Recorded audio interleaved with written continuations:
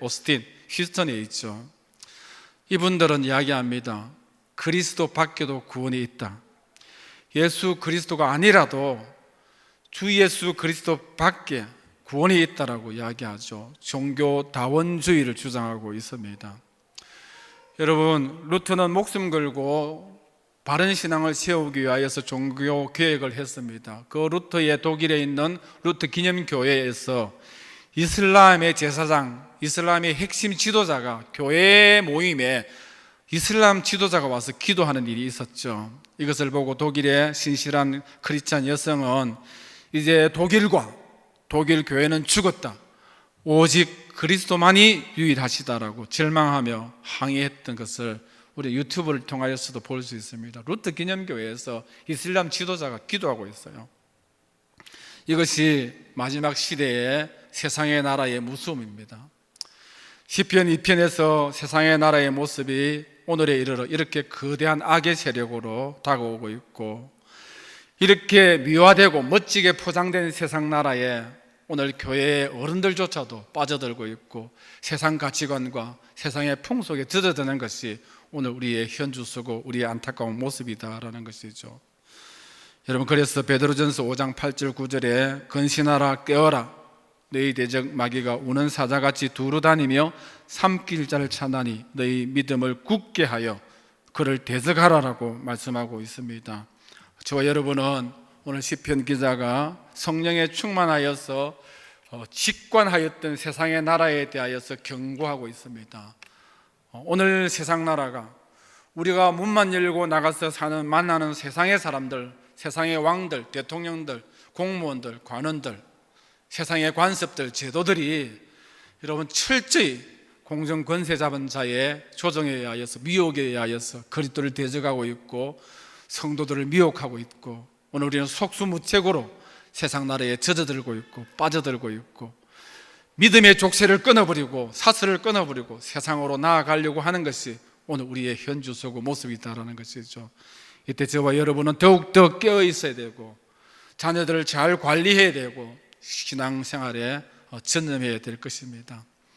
오늘 시편 기자는 하나님 나라, 영의 나라에 대해서도 소개하고 있습니다. 하나님 나라, 영의 나라는 어떤 나라인가 하는 것이죠.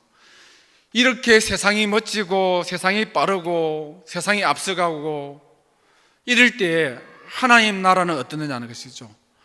하나님은 무엇하고 계시냐 하는 것이죠. 하나님에 대하여서 말씀합니다. 여러분, 하나님은 세상 나라와 고난과 핍박자를 비웃고 계신다라고 말씀하고 있습니다. 4절에 하늘에 계신 이가 웃으시며 주께서 그들을 비웃으신다라고 말씀하고 있죠. 여러분, 주 313년에 기독교를 가장 핍박했던 사람, 로마 황제 디오클레티안은 313년에 죽었습니다. 그가 죽는 그 해에 기독교가 국교로 승인되었습니다. 이것은 역사의 역설이고 역사의 아이러니입니다. 가장 핍박하는 사람이 죽을 때에 기독교가 그때부터 국교로 공인되어서 활성화되는 모습을 볼 수 있죠. 여러분, 세상의 군왕들이 교회를 핍박하고 성도를 유린할 때에 하나님은 그들의 작태를 비웃으신다라고 말씀하죠. 아무리 세상이 악하여도 하나님은 주의 백성들과 교회와 진리를 붙들고 계신다라고 말씀하고 있습니다. 여러분, 모택동이 기독교를 그렇게 핍박했죠. 그럴 때에 중국 지하교회가 가장 왕성했다고 합니다. 여러분, 금세기에 기독교가 가장 부흥한 나라가 중국입니다. 중국은 1억 성도들을 추정하고 있죠. 세상 나라 모택동이 문화혁명을 일으키고 그 이름으로 기독교를 그 땅에서 몰살하려고 할 때에 하나님은 무엇하고 계셨죠? 4절에 하늘에 계신 이가 웃으시며 주께서 그들을 비웃으신다 했죠. 오늘 우리조차도 하나님, 세상이 이렇게 악한데 교회는 덩그러니 어르신들만 남아있는데 세상은 빠르고 멋지고 요란한데 하나님은 무엇하십니까? 우리는 하나님의 일하심과 섭리에 대하여서 답답할 때가 있을 것입니다. 여러분, 마지막 때 세상 나라가 그렇게 악을 도모할 때에 하나님은 웃으시고 하나님은 그들을 비웃으신다라고 말씀하고 있습니다. 하나님 나라의 하나님은 끝까지 견디지 못하고 실족하는 이 땅의 교회와 영적 지도자들에게 오늘 본문에 진노하고 책망하고 계십니다. 세문안 교회의 김동희 목사님 우리는 잘 압니다. 김동희 목사님이 암에 걸려 죽게 되었습니다. 죽게 되었을 때에 이 목사님은 히스기야처럼 하나님 한 번만 살려주면은 내가 하나님 앞에 바른 목회를 하겠습니다. 정말 목숨 걸고 목회를 하겠습니다. 간절하게 기도했고, 그렇게 기도할 때 하나님이 김동희 목사님에게 한 번 더 기회를 줬다고 합니다. 그러면서 성령 안에서 말씀 안에서 세미한 음성을 들려주었다는 것이에요. 네가 돌아가서 여전히 입술의 말로만 설교하면은 너도 죽고 너희 교회 성도들도 다 죽는다. 그래서 예전과 다르게 정말 혼신을 다하여서 아파하는 마음으로, 통회하는 마음으로, 진실한 마음으로 설교할 때에 목사님과 성도들이 다 회개하며 눈물바다가 되었다라고 합니다. 여러분, 목사들도 성도들도 교회들도 온 마음으로 전심으로 하나님을 사랑하고 섬겨야 됩니다. 여러분, 세상 나라가 기웃거리고, 여러분, 우리가 물질에 붙들리고 정욕에 빠지고 교회 빌딩에 연연하고 교회 정치와 권력 파워 게임 하다가 경건의 모양도 없고 경건의 능력도 없고 다 이런 이 시대 교회와 성도들을 향하여서 하나님 나라 하나님은 분노하고 진노하고 책망하고 계시죠. 5절에 그때에 분을 바라며 진노하사 그들을 놀라게 하여 이르기를, 12절에 진노하심으로 너희가 길에서 망하리니 그 진노가 급하시다 라고 말씀하고 있습니다. 사랑하는 성도 여러분, 오늘 여러분은 어떻고 저는 어떻습니까? 오늘 교회는 어떻습니까? 우리 가정은 어떻습니까? 마지막에 마귀가 이렇게 혈안이 되고 오늘 우리가 눈은 뜨고 있지만은 영안이 가려져서 우리 마음과 생각과 가치관과 우리 습성들이 다 세상에 속절없이 무너지고 있는 이때에 하늘나라 하나님은 안타까워하고 계시고 오늘 우리에게 경고하고 있습니다. 정신을 차리라고 말씀하고 있죠. 끝까지 싸워서 이기라고 말씀하고 있고 끝까지 믿음의 가치관, 진리를 붙들라고 말씀하고 있습니다. 여러분, 우리는 하늘나라에 속해 있는 하나님의 백성들이, 천국 시민들입니다. 여러분, 악을 버리라고 말씀하죠. 시편 1편과 시편 2편은 한 짝이 된다라고 말씀하고 있죠. 시편 1편은 복 있는 사람은 이렇게 시작하고, 여러분, 시편 2편은 복이 있도다, 다 복이 있다라고 끝이 납니다. 시편 1편과 시편 2편에 등장하는 사람들은 악인이고 죄인이고 오만한 자들입니다. 말씀이 없는 자들이고 말씀에 불순종하는 자들이고 말씀을 대적하는 자들입니다. 오늘 2편에도 헛된 일을 꾸미는 자들이고 길박을 벗어날, 신앙을 벗어나려고 하는 자들이고 그리스도를 대적하는 자들입니다. 여러분, 오늘 시편 기자가 영적 통찰력으로 하나님 나라의 백성들을 보는데 교회 안에도 오만한 자들이 많고 하나님 없는 자들이 많고 말씀이 없는 자들이 많고 교회 안에 있으면서도 그리스도를 대적하는 자들이 너무 많다라는 것이에요. 그래서 오늘 너희들은 악을 떠나라, 오만한 자리에서 벗어나라, 죄인의 자리에 서지 말라고 말씀하고 있습니다. 오늘 말씀의 경고도 무시하고 말씀을 한 귀로 듣고 한 귀로 흘려버리고 여전히 여러분 하나님 나라에는 안중에도 없고 형식으로 하나님 나라에 잠깐 앉았다가 세상 나라에 흠치한다면은 오늘 우리의 모습은 하나님의 축복을 기대할 수 없다고 말씀하고 있죠.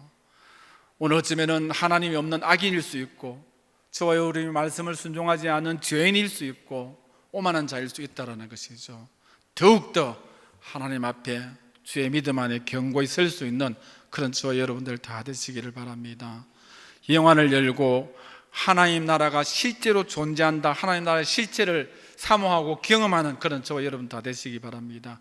이사야는 이사야 6장에 하늘 높은 보좌에 계신 하나님 나라를 체험했습니다. 하나님 나라를 체험하니까 목숨 걸고 뜨겁게 세상 나라에 교동되지 아니하고 아름다운 선지자로서의 사명을 감당하는 모습을 볼 수 있죠. 사도 바울은 고린도후서 12장 2절에 그는 십자가, 그는 뭐라고 이야기하고 있죠? 셋째 하늘에 이끌려 갔다라고 이야기합니다. 셋째 하늘에. 그리고 고린도후서 12장 4절에 그가 낙원으로 이끌려 가서 말할 수 없는, 표현할 수 없는 말들을 들었다라고 이야기하죠. 여러분, 사도 바울이 그렇게 세상 나라가 위협하고 그렇게 세상 나라가 강하게 도전할지라도 세상 나라에 조금도 요동되지 아니하고 목숨을 걸고 복음을 위하여, 하나님 나라를 위하여 싸울 수 있었던 것은 하나님 나라의 실제를 보았기 때문입니다. 낙원에 이끌려갖고 삼청천으로 경험했다라고 사도 바울은 이야기하고 있죠. 여러분, 사도 요한은 계시록 4장에 하늘이 열리고 천상 예배를 경험한 자입니다. 하나님 나라가 존재하구나, 천상이 존재하구나, 하나님이 계시는구나 알고 경험한 자들이 요동하지 아니하고 흔들리지 아니하고 끝까지 사명을 감당하는 자들입니다. 오늘 저와 여러분이 하나님 나라를, 하나님을 체험하지 않으면은 세상이 너무 좋고 세상이 너무 그럴듯하고 오늘 하나님 나라 시민권자다라고 자랑은 하지만은 전혀 하나님 나라 백성답지 못하게 살아갈 수밖에 없습니다. 중요한 것은 하나님을 체험하고 하나님 나라를 사모하시고 성령 충만하시기 바랍니다. 말씀을 통하여, 기도를 통하여 응답도 체험하고 하나님이 계심을 생생하게 이사야처럼, 사도 바울처럼, 요한처럼 목도하게 될 때에 이 험악한 세상 나라에서 믿음을 지키고 승리할 수 있다는 것이죠. 오늘 여러분, 시편 기자가 간절하게 부탁하는 말씀이 있습니다. 그의 아들에게 입맞추라 말씀하고 있습니다. 그의 아들에게 입맞추라. 너희는 그의 아들에게 입맞추라. 그의 아들에게 입맞추지 않으면은 그 누구라도 세상 나라에 떨어질 수밖에 없다라고, 심판을 면하지 못한다라고 경고하고 있습니다. 하나님 나라에 입맞춘다라는 말씀, 무슨 말씀이죠? 오늘 예배를 통하여서 하나님 만나야 된다는, 형식으로 예배 드리는 것이 아니라 신령과 진정으로 예배를 통하여서 하나님을 보아야 된다는 것이죠. 하나님 말씀에 입맞춰야 된다, 말씀을 듣고 묵상해야 된다라고 이야기하죠. 시냇가에 심기어져야 된다라고 말씀합니다. 우리 뿌리를 세상에 여러분 미련을 두지 말고 하나님 앞에, 신앙 앞에 뿌리를 내려야 된다라고 말씀합니다. 여호와께 피하는 자, 오늘 2장 12절에 여호와께 피하는 자, 하나님 앞에 피하는 자가 그 아들에게 입맞추는 자들이죠. 여호와를 경외하고 섬기고 떨며 즐거워하는 자라고 11절에 표현하고 있습니다. 저와 여러분은 하나님을 즐거워하시기 바랍니다. 말씀을 사랑하시기 바랍니다. 예배를 사모하시기 바랍니다. 날마다 하나님을 체험하시기 바랍니다. 그 아들에게 입맞추시기를 바랍니다. 그 아들에게 입맞춤을 실패하면은 목사가 아니라 그 누구라도 여러분 세상 나라에 빠질 수밖에 없고 넘어질 수밖에 없고, 오늘 저와 여러분의 신앙이 무기력하다라는 것은 그 아들에게 입맞춤을 회피하기 때문이죠. 날마다 오늘 시편 기자는 간절하게 사모하는 마음으로 그 아들에게 입맞추라라고 교훈하고 있고 권면하고 있습니다. 오늘 주 예수 그리스도 안에서 날마다 우리 신앙을 회복하시고 하늘나라의 실체를 여러분 경험하시고 믿으시고, 오늘 눈에 보이는 세상 나라가 얼마나 위험한 나라다는 사실을 직시하셔서 두 나라 사이에서 분명한 믿음의 현주소를 설정할 수 있는 그런 저와 여러분 되시기를 축복하고 축원드립니다. 말씀을 기억하면서 358장 찬송합니다.